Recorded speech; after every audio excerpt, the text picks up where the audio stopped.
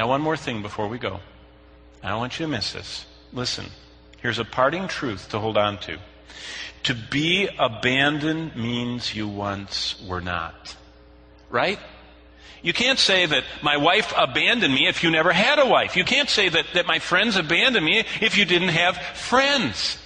And when David said his God that he loved, that he knew, that he walked with had abandoned him, what? That means he once had a God who knew him, loved him, and walked with him. Think of the implications of that. If you, as a true child of God, have a feeling of abandonment, what you're saying is that we feel abandoned because we really know God is there. And to be abandoned, you need someone to be abandoned by, and that's because we as Christians have been taught by God in the Scriptures. We know that God loves us and He'll be faithful to us. And we have to know that regardless of our feelings. Last thought. As you go, remember this. The devil wants to make you doubt God, His goodness, His plan, His timing, His word. And as soon as doubt takes over, your emotions, your temperament's running the show, piloting your plane, and you are going to nosedive, and you are going to have roller coaster rides, and you are going to have that.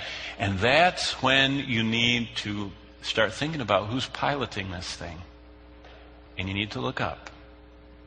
And you need to say, Lord, not my temperament, not my emotions, not my doubts, not my feelings. You I look at. You I listen to. You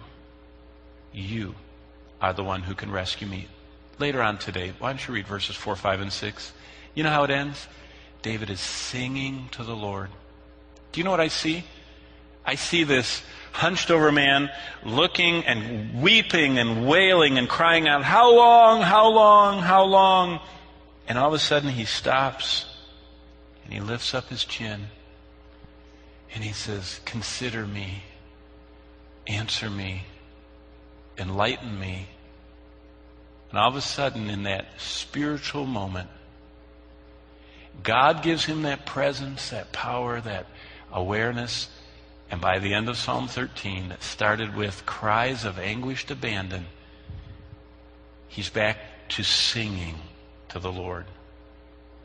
And I can just see David walking into the cave of Adullam, singing something like, the Lord is my shepherd, or the Lord is my light and my salvation. Whom shall I fear? The Lord is the strength of my life. Of whom shall I be afraid? He is my rock. He is my refuge. Can you hear him singing?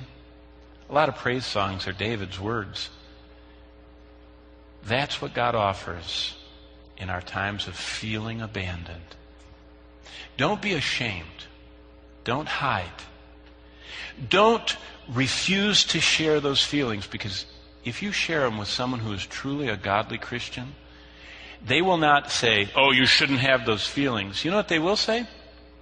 Why, you're having the same feelings as one of the greatest saints of all time, David, who Jesus Christ is named after, because Jesus is called the Son of David. And you're having the same feelings that David had. And why don't you let me show you in Psalm 13 and in Psalm 40 and many other places how David learned to no longer feel abandoned. And that's what Christ offers to us today.